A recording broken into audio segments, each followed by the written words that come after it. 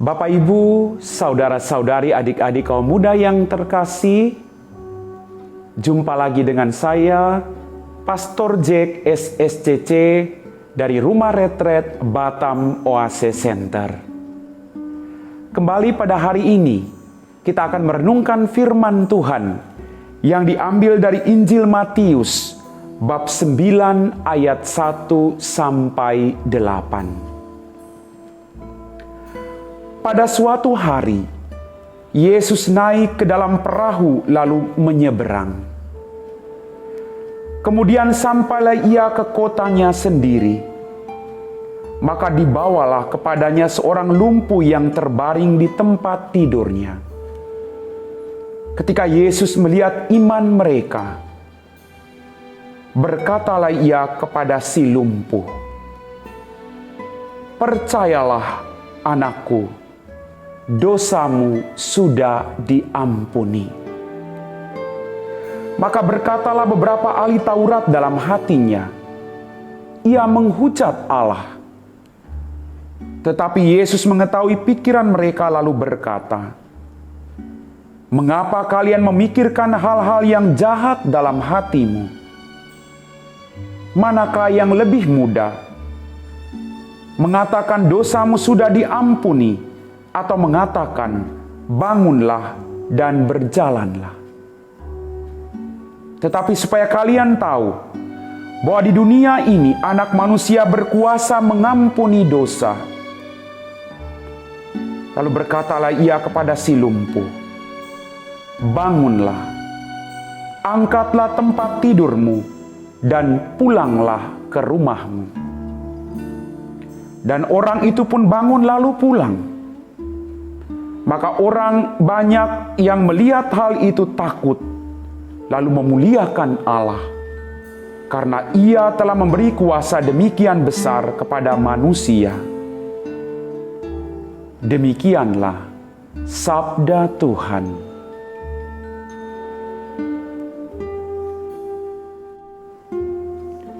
Bapak, Ibu, saudara-saudari, adik-adik kaum muda yang terkasih dalam Tuhan kita Yesus Kristus. Salam, apa kabar hari ini?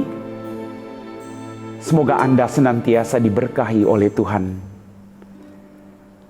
Pada hari ini, dalam Injil kita mendengar bahwa keselamatan itu tidak hanya buah dari kesalehan pribadi, melainkan keselamatan itu juga merupakan buah dari kerjasama dengan orang lain. Dalam bacaan Injil tadi, keselamatan itu terjadi ketika orang lumpuh itu dibawa oleh orang lain kepada Yesus. Ketika melihat mereka, Yesus berkata, "Anakku, dosamu telah diampuni." Bapak, Ibu, saudara-saudari, adik-adik kaum muda yang terkasih dalam Tuhan kita Yesus Kristus. Kekuatan kerjasama dalam kehidupan kita mempunyai kekuatan yang luar biasa.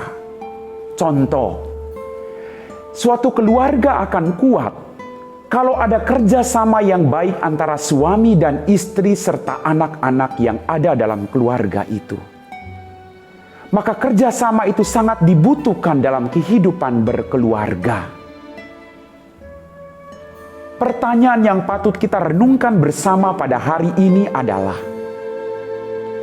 apakah saya sudah mau bekerja sama dengan orang lain? Bekerja sama dengan istri atau suami saya? Sebagai anak saya mau bekerja sama dengan orang tua?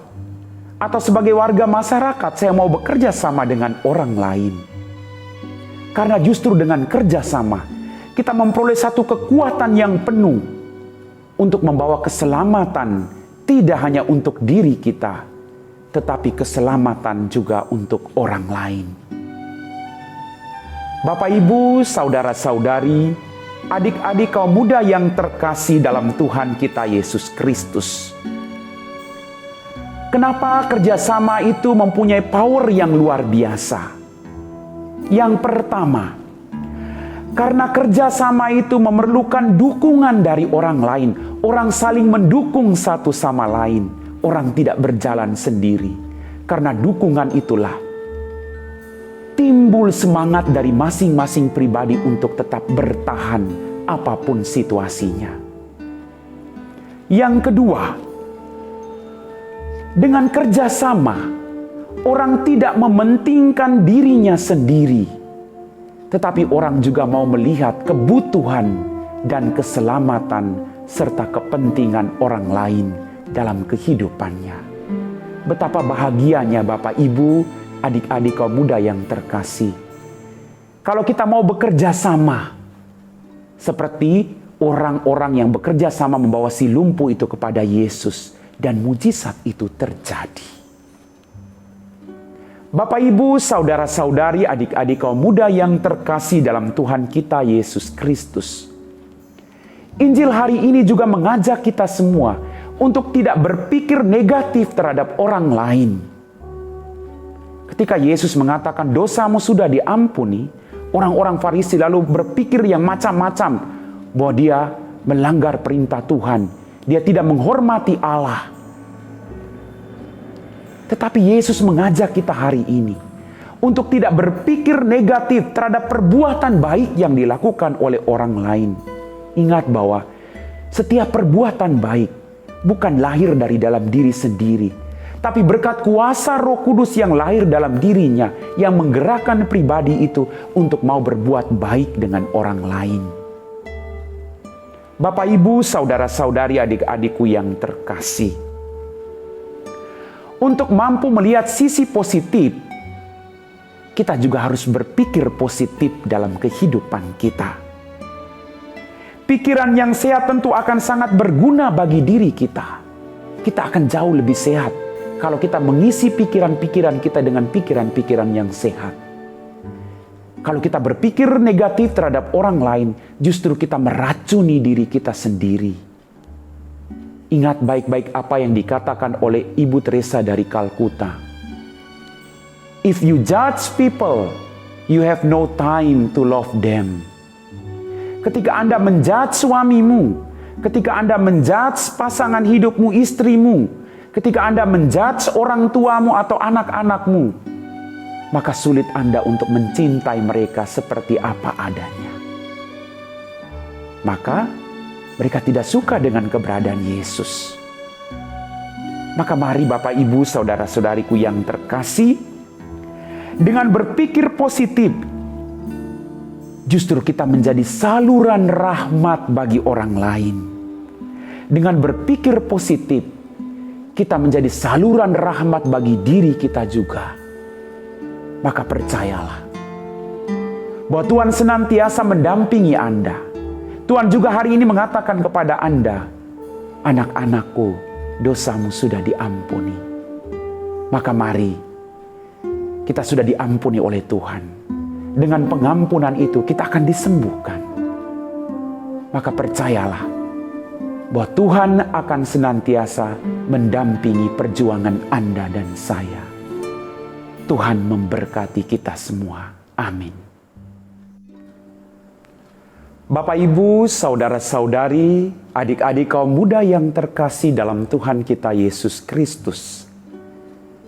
Setelah kita semua merenungkan firman Tuhan, kita diresapi oleh firman Tuhan itu, maka mari kita siapkan hati kita untuk berdoa. Dalam nama Bapa dan Putra dan Roh Kudus. Amin. Ya Tuhan Allah Bapa kami dalam kerajaan surga, kembali kami bersyukur Tuhan atas rahmat demi rahmat yang masih Engkau berikan kepada kami. Engkau tahu kami masing-masing Tuhan. Engkau tahu situasi keluarga kami masing-masing.